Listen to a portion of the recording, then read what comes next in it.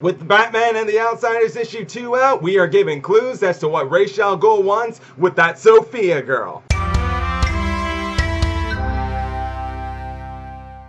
What's up, YouTubers of the world? Making Geek Mixer here to give you guys issue 2 of Batman and the Outsiders. And first off, let me say I like this cover. And just so y'all know, with what we got with the story going on so far, I like it. Nice job, Bryan Hill. And then you got Dexter Soy. I love this guy's art. It's amazing, and definitely in the structure of the action during the ending of this book. I love how he does his artwork in the action. It's really awesome, and it had me engaged. And I could just go on and on about how it is, but let's all worry about that later. First off, let's talk about the story itself. When we last left off, we were introduced to this Kailbar guy who says he was from the future, and that he was here to help Sofia because she was the key to the future. Well, as we learned at the beginning of this book, it turns out that was all just a lie, just to get her to come with him so she could trust him, so he could explain things. It turns out what he is a former arms dealer from Markovia who is now working with Batman. And it turns out that yes, Batman is the one who sent Kailbar there to Sofia, which we learned of at the beginning of this book, which is a little strange considering how in last issue, what Batman said was he was going over to deal with some black arms market. But who knows, maybe this was just earlier on before that meeting they had in last issue. And in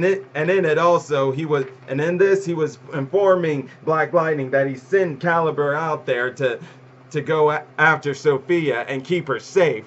And before they go, it led into some weird but funny dialogue, to say the least. And that was in the fact on how, like, when Jefferson Pierce was asking him how he does it, like, what was that he was saying? Yeah, let's see. Oh yeah, he was saying, how does he do it? Bruce was saying, how does he drink tea? and then like Jefferson saying, don't Bruce Wayne me. It was a little weird dialogue right there, but still, I got a little bit of the joke behind it. It was interesting, to say the least. But what he was really just trying to figure out was, what was that again here? Oh yeah, how he's a symbol of certainty, and that was in the fact on how he's able to make the impossible seem possible. But that's when Batman just went on saying he's a symbol of fear, and he wants Black Lightning for the symbol of hope. And I guess, and some would probably think, does this maybe contradict into what he said last chapter and stuff? No, I don't think so, because I think that it just goes into what already Batman has said about Black Lightning. And after all, he did, like I said in my last video, he wants Black Lightning to be there for Cassie and Duke to be, so they can be better heroes with Jefferson's help, because Jefferson, he's good with kids and he's able to do the best to bring out the best in them, as we've seen in Black Lightning, the TV series, with how when he was the principal, and how everyone in that school, all the students and teachers and staff, had much respect for him and what he did for the community and everything. And no doubt that's what Batman is thinking with Jefferson Pierce, and with also why he is good to lead that team, the field team leader, as the Outsiders and stuff, which is good. And maybe we'll see more of that as we're going in, because here's the thing, while we don't really get much of the Outsiders in this book, we get more of Kailbar and Sofia talking. And first off, like I said at the beginning, he was lying to her when he said that he was from the future. It was just to get her to come with him and trust him. And then he went on to tell her that this Ra's al Ghul was after her and everything. But not only that, he was also talking about, like, how he knows Batman. Well, not exactly knows Batman, just telling her he's with Batman and stuff. And mostly that made her feel a little safe, but she was still not so sure about this, because Sofia, her father died and was attacked by this other guy who also shows up again in this chapter, who I'm gonna just try to call him Shamal, because I'm not really sure how to pronounce his name, and I just hope hope someone can help me out with that because yeah, pronouncing that name's a little hard. But I'm gonna be honest with you guys, I'm not really good with names. Like some names, it takes a while for me to get used to them before I can completely got my hands on them. So I try to avoid saying their names until I finally learn it. But not important. What's important is this book here. And let's just say that after talking a little, Sofia decided to trust in Kailbar and to hope that he can protect her so she can be somewhere safe. Because while she is discussing with him about her powers, she does say that she doesn't want to be in the superhero life. She just wants to be a doctor. She wants to help kids. But with these people after her, such as this Ishmael guy, well, that's going to be a little tough. And right now they decide to hide at a house where I guess it's in the middle of nowhere. But during that time, Sofia also asks for a gun from Kailbar. Of course, he's then doubtful of that because he thinks she might try to kill herself or something. She convinces him that she won't do that, but unfortunately, in the end, what he suspected was true. She was going to try to kill herself. But luckily that didn't happen because of that Ishmael guy. And before he actually stopped her from it, we're given this ceremony here where he seems to be communicating with the person who hired him to capture Sofia, that being Ghul. And during that little conversation when he said he found her, Ghul said something interesting, and it was right here at this panel that he said immortality awaits. So this gives me a clue as to what he wants with Sofia, and that maybe has something to do with her powers, because here's the thing: her powers allow her to be able to heal, and not only that, but able to take pain and grow stronger. And I know I mentioned this in my other video, but I'm just saying it again, just so a recapper for you guys, just as a recapper for me.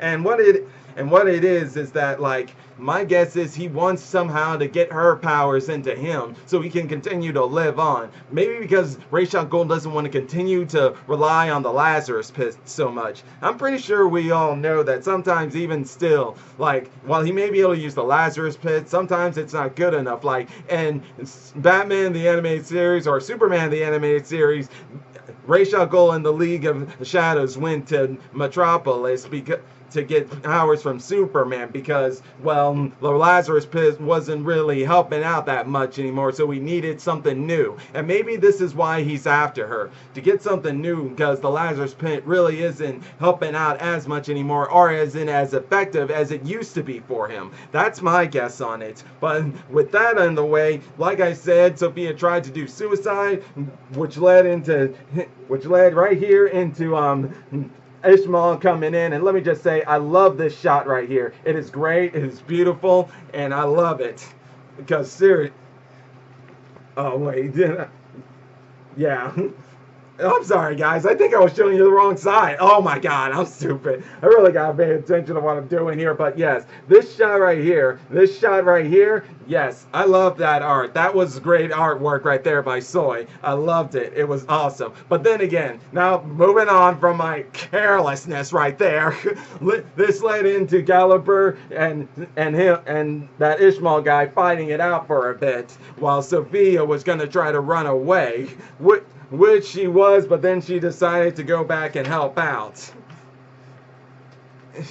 Yes, of course she didn't help out too much, and eventually, though, the outsiders finally came along and started fighting this Ishmael guy, and well, they didn't really do so well against them. They did their best to fend them off, and they showed a little bit of teamwork here this time. I'm sure they're still not too much function as a team, because in the end, they failed to get her, but before that, like, how they failed to get her, like, first off, you have Ishmael. Now, Ishmael has the ability, I forgot to mention that during the conversation between Kailbar and Sofia, Kailbar mentioned that Ishmael has the ability to absorb metahuman powers. So he touches them. Not only could you steal somewhat steal people's life force who don't have metahuman powers, but those who have metahuman powers, he could absorb them. So kind of like Black Lightning here. He's absorbing power from Black Lightning here. But interesting thing here is he's getting shot. But then you see this next shot right here and him up in the sky where that light's in the backgrounds and stuff. And then you see right here, it's like his hand's healing. My guess is that's